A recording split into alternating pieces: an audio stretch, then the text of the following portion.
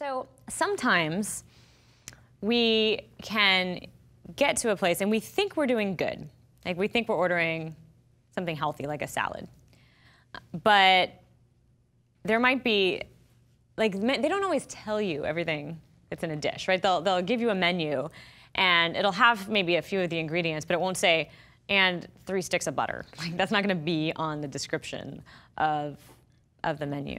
And so there are certain things you should look out for, and hidden ingredients in healthy dishes is one of them. So, I mean, one example is when we were, I guess, actually one great example is, has anybody ever gone to like a chain restaurant where there was like a Thai chicken salad or something like that on the menu? Yeah, they're pretty common. There is a particular restaurant that is very popular that has a Thai chicken salad on the menu. And the salad, because of the dressing that's on it, has over 50 grams of sugar in it. And just to give you, this is a salad. And just to give you an idea of how much that is, a glazed Krispy Kreme donut has 11 grams of sugar in it. So you go in and you order a healthy chicken salad. Granted, you get all your vegetables and that's good, that's a good choice, but would you have assumed that you were getting the equivalent of more than 4 donuts worth of sugar?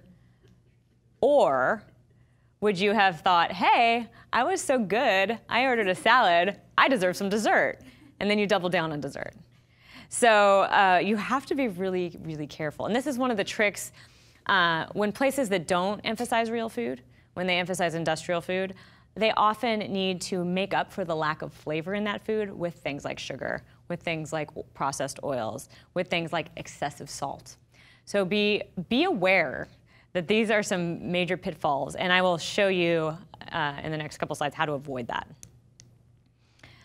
Also, has anybody ever been to a restaurant where there's actually a label on the menu that says, this dish is heart healthy? Ignore those. They're lies. Pure lies. It's mainly because it's outdated nutrition information, from the era of saturated fat is bad for you, of cholesterol is bad for you. These are, it's like, because there's no yolks in it, it's better for you, as if you didn't need all those vitamins. Yeah, I have a question. Lenny. Is there any data in yet on having calorie counts on menus and the impact that it's having, or is it just not at all? Quite a bit, actually. They've been studying it. Most people ignore it completely. But the studies have been mixed. Sometimes it shows a little bit of a benefit. Sometimes it shows not a benefit. And actually, sometimes it does something worse. It actually creates a health halo around the restaurant as a whole and makes people more likely to order the fattening thing. Crazy, huh? Yeah. And that's sort of what a heart healthy label on a menu does as well. So it creates a health halo around a dish. So you think, oh, if I'm eating something heart healthy, it doesn't necessarily mean low calorie. It doesn't necessarily, and often it'll be low fat at the expense of having a lot more sugar in there. So I don't know, and like restaurants aren't nutritionists. Like I don't know how they decide these things, but go ahead and ignore those and listen to the foodist plate instead of what the restaurant tells you is good for you.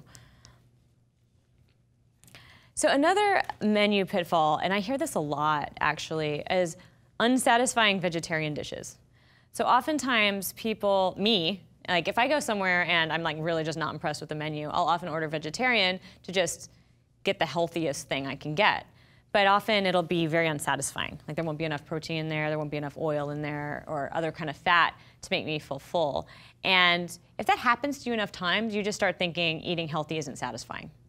And that's bad, right? You want to make sure that if you are choosing a vegetable-based meal, which I totally encourage you to do, that it's satisfying. So sometimes if I can tell, I can look and say like, this arugula salad with a couple beets on it sounds delicious, but that's an appetizer. But they're serving it as an entree.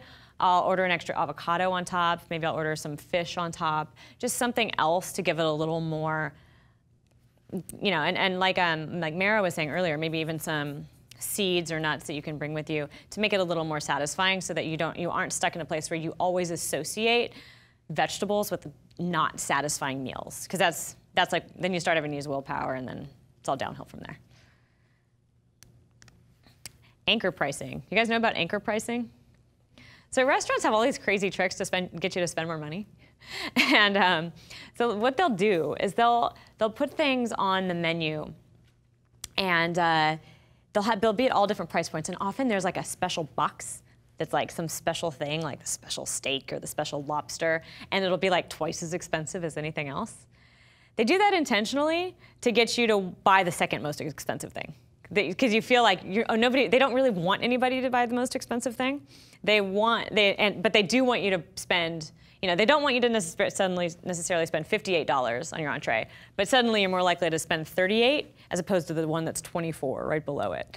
And it's a very well documented psychological effect called anchoring, and it's important to be aware of, because you don't even think about it, and you'll go in and you'll be like, you'll think you're thinking about health, and like you actually were just totally manipulated by the restaurant to buy the second most expensive thing on the menu. So just be aware that like not everybody has your best interest at heart, and that all these little tricks and psychological nudges people are aware of them, and they will use them against you. So, and it's not necessarily always intentional. The glasses of wine at menus are the same thing. There's always one that's really expensive. Usually their best seller is the one right below that. Just fun facts about restaurants. Another thing restaurants are really good at doing is what we talked about the other day with seasoning with words, right? Using descriptive language on the menu to make food sound really good. And this is great, but keep in mind they can also overly entice you to derail your best efforts to choose something healthy. And remember that you taste what you expect to taste. So if you read about the crunchy, chewy, gooey macaroni and cheese, and you order it, no matter how it actually tastes, if you were sucked in by that language, you're gonna think it tastes really good, even if it's only a mediocre mac and cheese. So just be aware of all these influences that just reading the menu will have on your choices and on your perception of your food.